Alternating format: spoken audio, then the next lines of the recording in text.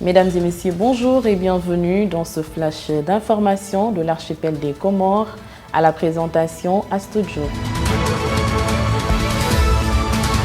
Remaniement aux Comores, le président de l'Union des Comores, Azali Assoumani, a procédé à la nomination des nouveaux membres de son gouvernement.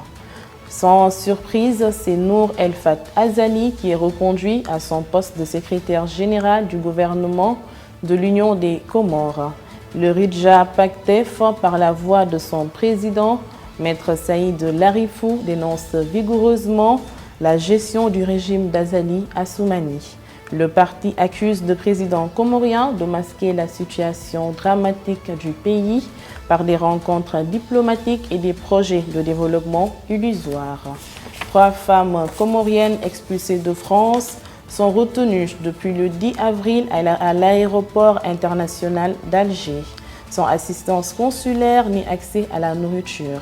L'alerte a été lancée par l'avocat Maître Saïd Larifou sur sa page Facebook. Il a invité les autorités compétentes à faire le nécessaire pour les sortir de cette situation. Nous allons à présent passer au sport. Maître Saïd Larifou, avocat franco-comorien et président du parti Ridja Pactef, a exprimé son soutien total pour le basket local. Dans un message sur les réseaux sociaux, il a appelé à une mobilisation générale pour soutenir l'équipe nationale lors de son prochain match à Chicago. Match nul entre Ngazi Club et Étoile d'Or. L'équipe d'Étoile d'Or a ouvert le score avant que Ngazi n'égalise avec un but, ce qui a provoqué des incidents entre les supporters. L'intervention des forces de l'ordre a permis de maîtriser la situation. Cependant, Ngazi Club conserve la première place du classement avec 2 points d'écart. Nous allons terminer ce flash d'information par l'actualité internationale.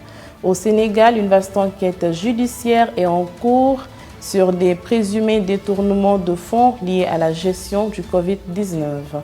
Plusieurs responsables, artistes et personnalités publiques ont été interpellés par la division des investigations criminelles.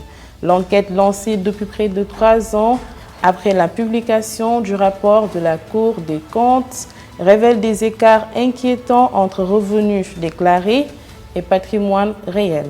Mesdames et messieurs, c'était tout pour ce flash d'information. Je vous donne rendez-vous la semaine prochaine.